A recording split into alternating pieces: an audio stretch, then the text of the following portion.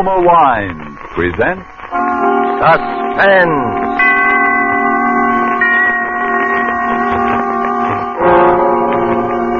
Roma Wines, made in California for enjoyment throughout the world. Salud. Your health, senor. Roma Wines toast the world. The wine for your table is Roma Wine, made in California for enjoyment throughout the world. This is the Man in Black, here for the Roma Wine Company of Fresno, California, to introduce this weekly half hour of Suspense. Tonight in Hollywood, Roma brings you the young American actor whose sensational rise to stardom has been unparalleled in recent seasons, Mr. Alan Ladd. The suspense play which stars Alan Ladd and which is produced and directed by William Spear is called The One-Way Ride to Nowhere. So with this play, and with the performance of Mr. Ladd as an adventurous young man named Tom Dwyer, Roma Wines again hope to keep you in suspense.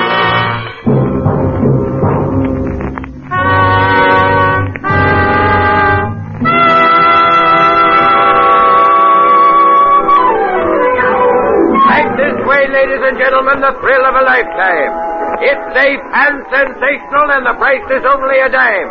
A dime 10 cents for the fastest and the fanciest ride in Ocean City.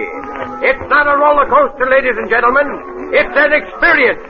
We give you the breathtaking dip over Moonlight Bay. We give you the Tunnel of Love. And it's the longest and highest and the very finest scenic railway in the world. How many good-looking? 2 tickets. 2 it is. Now, listen, Tom, is this really necessary? What's the matter with you? Come on, you scared? Well, I just don't like these things, that's all. I never have. Don't be silly. It's no worse than riding to a stick-up in a prowl car. Yeah? Well, I never liked that either. Go on, get in. Oh, no, not in the last seat. That is definitely out. Okay. So we'll ride in the last seat the next time when you're over your stage fright. You'll ride in the last seat the next time. For me, this is strictly a one-shot proposition, and don't expect anything different. Your safety belt, Mac. Everybody got their safety belt buckled? Okay, folks, you're on.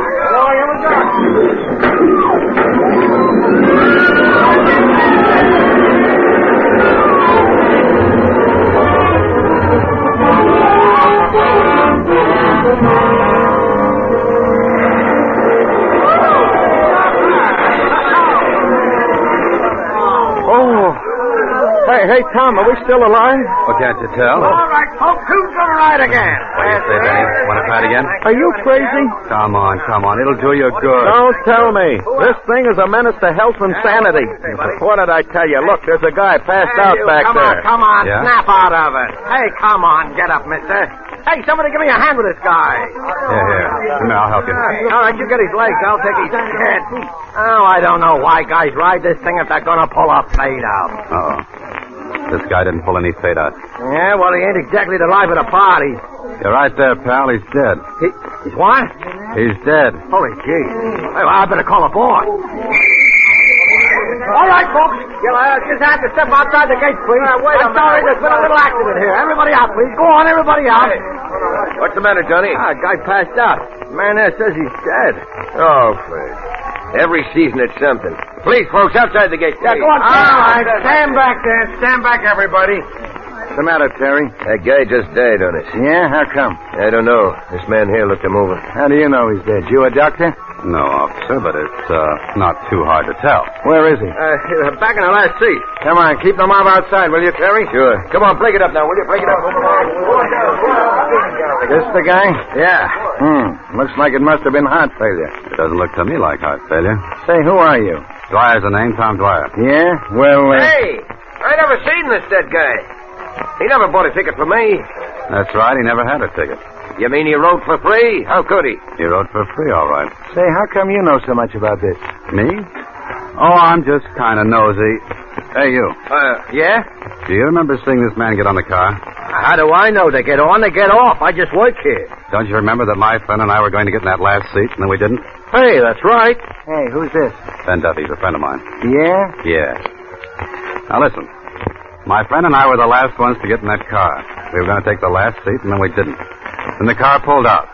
And when it pulled out, that last seat was empty. Hey, that's right. That last seat was empty. This dead guy never even got on the car. Yeah. Now you're getting someplace. All right, Dick Tracy, I'm listening. A roller coaster car starts out from this platform all hunky-dory and rips around the tracks about 90 miles an hour. And when it gets back here, there's a dead guy on it that wasn't on it when it started. How do you think he got on there? Dropped out of the sky? Well, figure it out for yourself, pal. If he wasn't in the car when it started, then someplace along the line he was dumped on it. And guys who have been dumped are generally guys who have been murdered.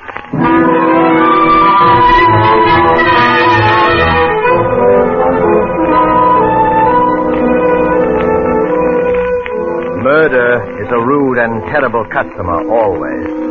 But seldom indeed has this unwelcome guest intruded more incongruously than on this particular evening when he chose to be the extra passenger on a roller coaster ride. Alan Ladd is our star of suspense in Robert L. Richards' story, A One-Way Ride to Nowhere.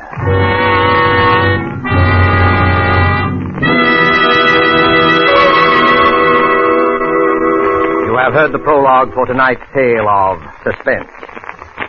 Before we return to Ocean City, the scene of our drama, let's take you for a moment to a pleasant spot to the south. Where are we now? Along the Caribbean, looking into a smart cafe. Capitan! Capitan! Si, senor. You have a fine port wine? I should like something special. Perhaps you, si, senor. Imported from California. A wine excellent. Roma, California port. It's true that in many countries of the world, distinguished Roma wines are imported. Red wines, white wines, dessert wines, sparkling wines. Prized and enjoyed by wine lovers of these countries as rare delights. In many parts of the world, it's been discovered that our own California's sun and soil, plus the skill of Roma's vintners, are to be thanked for some of the truly fine wines. Yet to Americans, Roma wines cost little, for we pay no excessive import duty or shipping costs. Yes, you can serve Roma wines often and proudly to your most knowing, most critical guests. For Roma wine is America's largest selling wine, and at only a few cents a glass. Why not let Roma wines add their delight to your family meals and your family's enjoyment? Buy wine tomorrow and specify Roma, R-O-M-A, made in California for enjoyment throughout the world. And now it is with pleasure that Roma Wines bring back to our soundstage Mr. Alan Ladd in The One-Way Ride to Nowhere, a tale well calculated to keep you in suspense.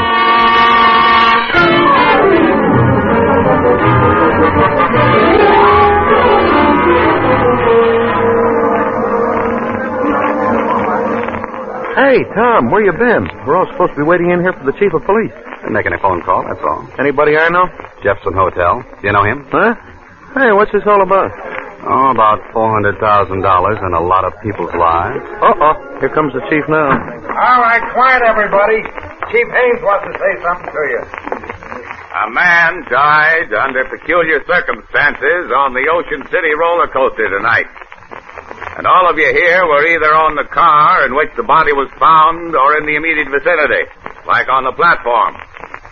Now, cause of death has not yet been determined, but all of you might be needed as witnesses, so we want to know where to get a hold of you. Have all these people been identified and left locations where they can be reached? Yes, sir. Well, then that's all. You can go now.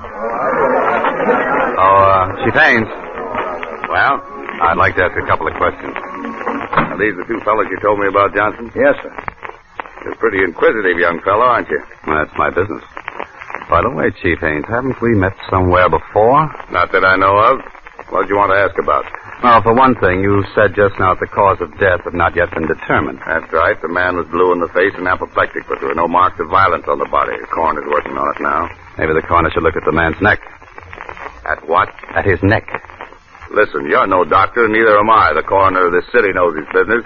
Okay, Haynes, okay. I just thought I might save him a little time. Well, you're wasting my time. If you think I'm going to give you an inside track so that you can go to this poor man's family with some sales talk that you can help him get some kind of a legal action. Oh, he's got a family, has he? Yeah, he's got a family. Now get out of here. Mm-hmm. And his name is Richard Elliston Brighton, and he's professor of psychology, and he comes from Chicago, right? So you went through his pockets before my men got there. Now, did I say that? Listen to me, young fella. You know entirely too much about this case for your own good.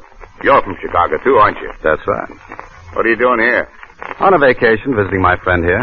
Well, you better take it. Oh, hello, Doc. What about it? Murder. He was strangled. Strangled? Mm-hmm. We got a good look at him. We found a thin red mark around his neck. He was strangled with something like picture wire. Now, isn't that a funny way for a middle-aged professor to be knocked off? Yeah, funny way for anybody to be knocked off. And isn't there a funny thing for a professor of psychology with a family and all to be way out here all alone, so far from home, hanging around an amusement park? No funnier than what you're doing hanging around here. And that's quite a coincidence, by the way, Mr. Tom Dwyer of Chicago. Chicago's a big place, Chief Ames. Lots of people live there. Say, Chief, what I think of it, here's the stuff we took out of his pockets. Nothing much, wallet and a few things, and... dropped something there. I got it. Hand that over, Dwyer. Well. A souvenir postcard. Sheila Kennedy, Ocean City. Hey, she's quite a cutie, too. I said hand it over. It's material evidence. Sure. Here you are. One of the local tent show girls, I take it? Know anything about it, Chief? Now, listen, Dwyer. I got enough on you already to hold you on suspicion. Take my advice and keep your nose out of this. Come on, Tom. This isn't doing you any good. Yeah, that's right, Ben. And anyway, we got a date with a lady.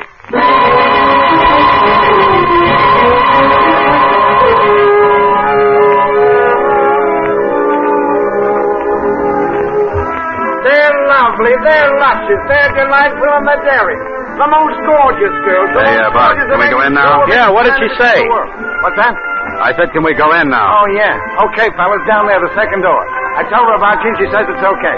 Thanks. Make it snappy. She goes out in a couple of minutes. They're lovely. They're luscious. Room of her own. Sheila must be all right. Hey, I thought you said this was business. It is. Wait out here, will you, Ben? Oh, so when it's dames, I wait outside. I said this was business.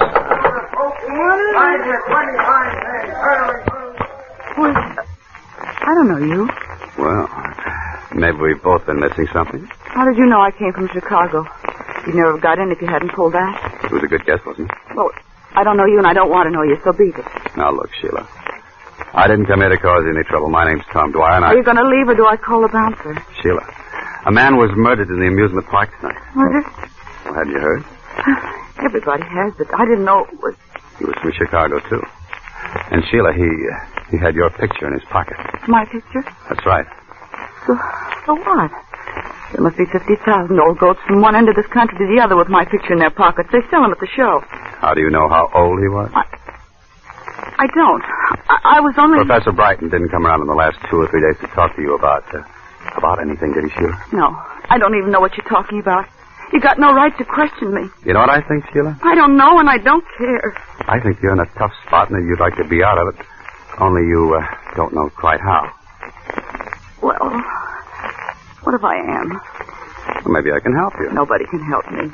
This is murder, Sheila. That's not so good. What's your angle in all this? I wouldn't kid you. I'm a private detective. I make my living in things like this. Aside from that, and as a general rule, I just don't like murder. Listen, mister. What'd you say your name was? Dwyer. Tom to you. All right. I don't know why, but you seem like a nice guy. I am. Wait till you know me better. Might have been nice at that, but keep out of this. It's for your own good. You'll get nothing but grief. Oh, what kind of grief? The worst kind there is. You saw what happened to the professor. The poor guy. Get out of the amusement park. Get out of Ocean City and stay out. Thanks, Sheila. Maybe you're right. I know I'm right. But I'm in kind of deep already. Is there anything particular I should look out for? Come on, Sheila, you're on. Okay. Listen, Tom, just remember, that roller coaster isn't the only one-way ride to nowhere around here. One-way ride to nowhere.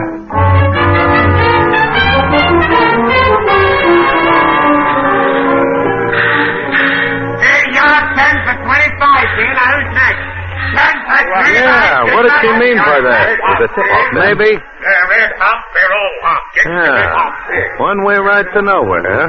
That's what the professor got all right for free, but how? He was dumped on. I still say how. Well, that little problem doesn't bother me, but... The one and only, the bulletproof Hey, listen. automobile Huh? that took 3 men on a Did you hear that? one-way ride Yeah. to nowhere. One-way ride to Gentlemen, nowhere. I Come on. know it's about to begin. Hey, I think it's around there to the right. Yeah. Bulletproof automobile. Huh? Where? That tent show next to the roller coaster. Take it easy now. Okay, but And you worry me sometimes. Did you know this thing was here? Well, it wasn't here last week. How am I supposed to know what you want? If you tell a guy something once in a while, it wouldn't... Suppose you never heard of Wires McGuire either. No? Get it. This guy's going into his routine again. Ladies and gentlemen, step right up.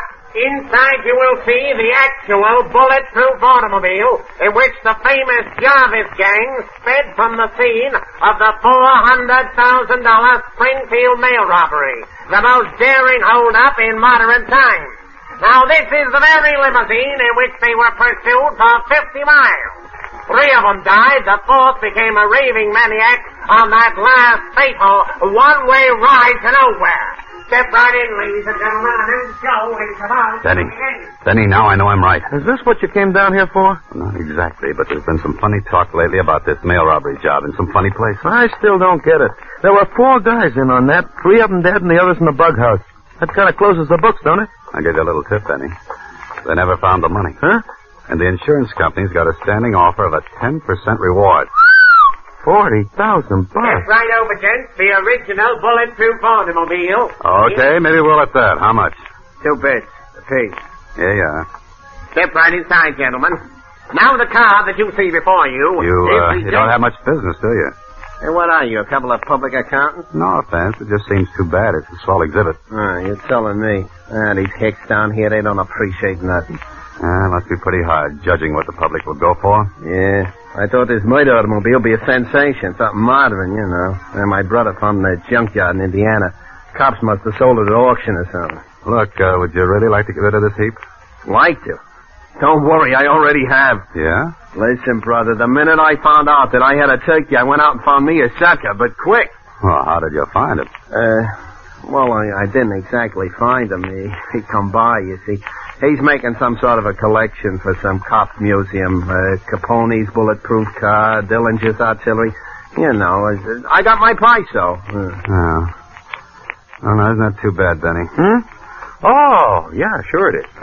What's too bad about it? Well, to tell you the truth, we're making sort of a collection ourselves for a big New York exhibitor. Sure. I thought maybe we could do a little business. Oh, I'm sorry, mister. I just closed the deal tonight. If you'd only come around just a couple hours sooner, Well, do you suppose this man you sold the car to would be interested in selling at the right price? I don't know. It'd cost you plenty, though. Confidentially, he paid me $1,000 cash. Well, where could we find this guy?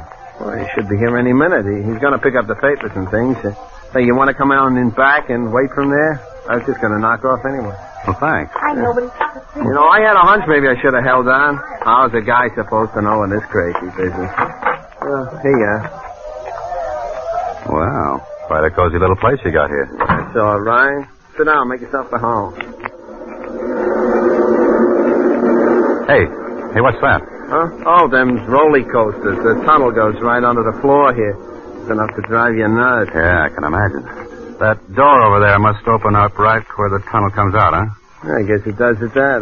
I never looked. It's all nailed up. Hey, there used to be another wing on this building in the old days, wasn't there? That was the door to it. It might have been. Yeah, I guess it was. Say, does this Mr. The guy I sold the car to, McGuire. McGuire. Oh. Does he have sort of a business manager with him or anybody like that? Well, he's had a couple of guys with him once in a while. I really didn't pay no attention. I suppose he's been hanging around here fairly steady the last few days, huh? Well, in and out, you know. He ought to be here any minute. Oh, here he is now. Yet I don't. Hello, Mr. McGuire. We was just talking about you. Yeah? Who was? Me and these 2 gentlemen. They want to see you about... Was this the guy that came to see you, Sheila? I don't know. Sure I am, Sheila. Come on, tell him. Well, I guess that's him. Okay. You can run along to the hotel, honey. Ed, listen. Please don't. Do like I tell you. Harry, you stay here with me. Okay, Ed. I got all your papers and things, Mr. McGuire. Everything's here in this envelope. Thanks. And what you 2 fellas want to see me about? Just a little business proposition. My name's Tom Dwyer, and this is Ben Duffy. Hiya, Mr. Ed McGuire. Pleased to meet you. You can beat it now, Ferrera. We'll take care of everything. Okay. Well, so long. So long. Watch the door, Harry. Now, what's your proposition? Well, I understand you bought Ferrara's car. That's right. You interested in used cars? Some used car. How interested? Enough to make an offer. Your friend here in on the deal? No, he just came along for the ride. Well, I got a partner. Well, where do we find him? We don't. He'd have to come here. And we'd have to send somebody after him. Somebody like your friend. Okay. Now, listen, Tom, I don't... What's his name and how does my friend find him? Name is Johnson. George Johnson. He's at 2854 Drexel Boulevard. Just tell him I sent you. Tom, I don't think I ought to leave. Take it easy, then. And while you're out, I wish you'd do something for me. First. What? Pick up my mail. It won't be out of your way. Your mail? Yeah, that's right. Do that first. I'm expecting a very important special delivery, and I want you to stop by the Jefferson Hotel, where I'm staying. And ask for a bellhop named Ted Martin. He takes care of all my stuff. The Jefferson? That's right. And be sure to see Ted Martin. He's the only one who can help you, so ask the clerk for him. Hurry back, please. Ted Martin, Jefferson. Well, okay. You want me to go, Ed? No, you stay here. And now that he's out of the way, what do you know? Enough? You're a pretty bright boy, aren't you? You gonna talk? Why not? I know, for instance, why he bought that car. I think he knows too much. Let me handle this. Keep talking, bright boy. Well, after that Springfield mail job, nobody ever found the money. $400,000 is a lot of letters. And you think it's still somewhere in that car. Did you figure it out all by yourself, or did you get a tip when you were in the federal pen, along with Duke Jarvis? You know any more good answers, bright boy? Sure. I come from Chicago. I know that around there you got a nickname, and they call you Wires. I told you knew too much. Mm-hmm. On account you got a reputation for being very handy at disposing of troublesome guys with a length of picture wire twisted around the neck. Have you any idea what you just talked yourself in for, bright boy? I know what I'll talk you in for if you don't play ball. Well, now, what do you think of that? I think we're wasting time. Listen, McGuire. I not only know how you killed Professor Brighton, I know why. Sure you do, bright boy. Sure you do. You think I'm kidding, huh? Professor Brighton was a psychiatrist. They used to call him to the federal pen to examine guys who were wacky. They called him in to examine Duke Jarvis. Duke was the last of the Jarvis gang. The rest were all killed in the holdup. He was wacky, all right. So wacky that he let slip about the money being still hidden in the car. So when the professor heard about the car showing up, he thought he could pick up a piece of change. The poor guy, only you caught up with him first, huh? You've got it all figured out, haven't you? Yeah, all but one thing. I don't think you're smart enough to pull this all by yourself. I think you do have a partner. I tell you, we're wasting time. No, we're not. Now, listen, bright boy. Who are you working for? What difference does that make? Plenty. Don't you think I want to know who else is in on this? What do you say, bright boy? There's nobody. I'm working alone. Cover him, Harry. Okay. You'd better talk, bright boy. There's nothing to say. Who else knows about this? Nobody. This ain't gonna do your face any good, bright boy. Talk. Go.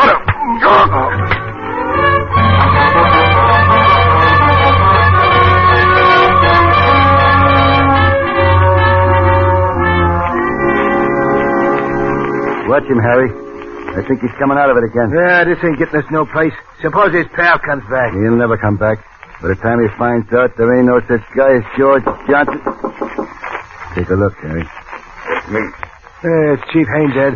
Okay, open up. Hey, I thought I told you. How did he get He here? walks in. He knows plenty.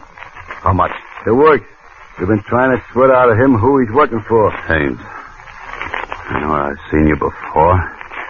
Your picture. You were a guard at the federal pen when Jarvis and McGuire were there. That's how you heard about the money. When McGuire came down here, he had to play ball because you were chief of police here. He's got to go, McGuire. Sure, I know. So we give him the business and dump him out of the side door there into the roller coaster like we did the prop. Are you crazy? You can't get away with two jobs like that the same night. So what do we do? Anything. Dump him in the bay. Make it look like an accident. Anything. Hey, there's an idea. Don't try to get fancy about it this time. But you just gave me quite an idea, Haynes. Quite a good idea.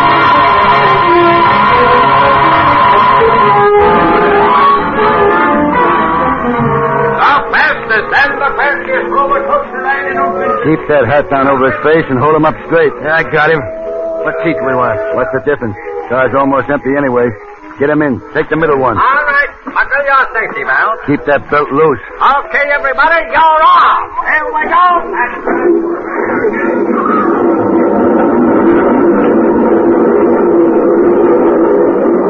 Going into the tunnel now. Tie his hands and feet while we're in the dark. Yeah, I'm doing it now. Got the sash weights on him? Yeah, around him.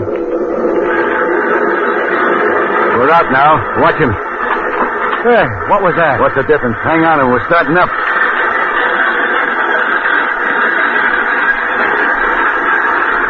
We're coming to the top. You know what to do, Harry? Yeah. When you hit the bottom of the zip over the bay. Okay. I'll yell, and we both heave together. He'll go down into that bay and sink like Okay, McGuire, put up your hands, both of you. Put them up, huh?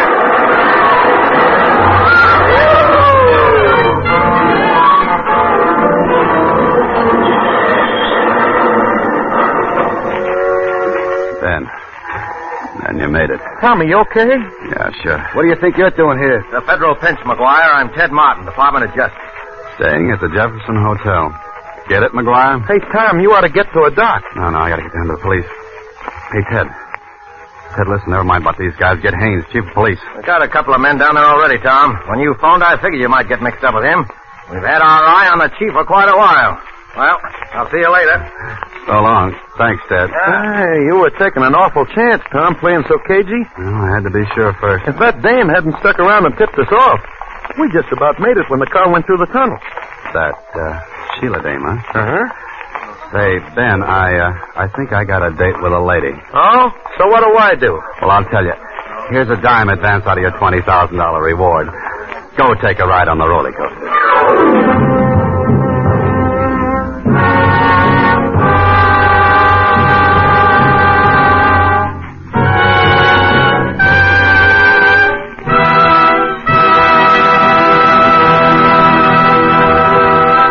And so closes The One-Way Ride to Nowhere, starring Alan Ladd. Tonight's tale of Suspense. In just a moment, we'll hear again from Mr. Ladd. First, though, may I pass along this thought. Spotted about the globe, wherever wine grapes grow, there are a few wineries whose products are made for world enjoyment.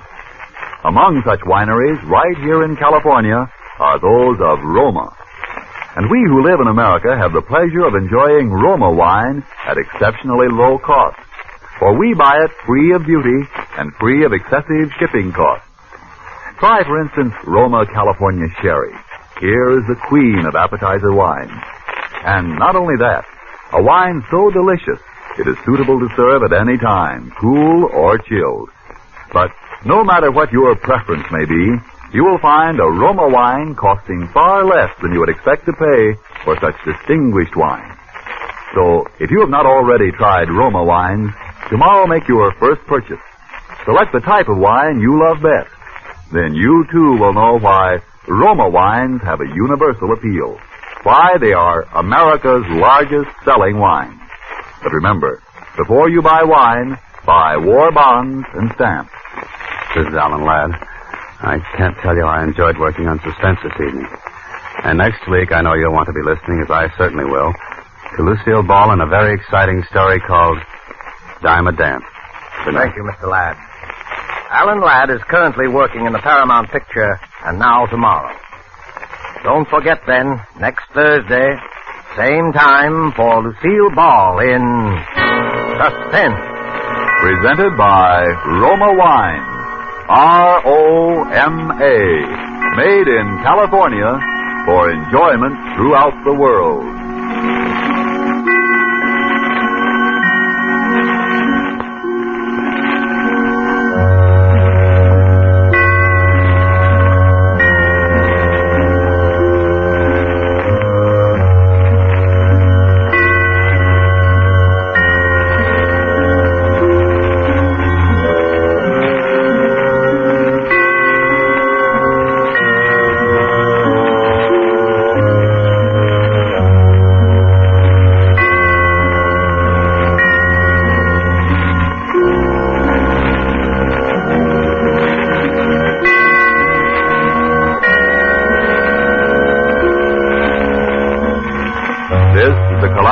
Broadcasting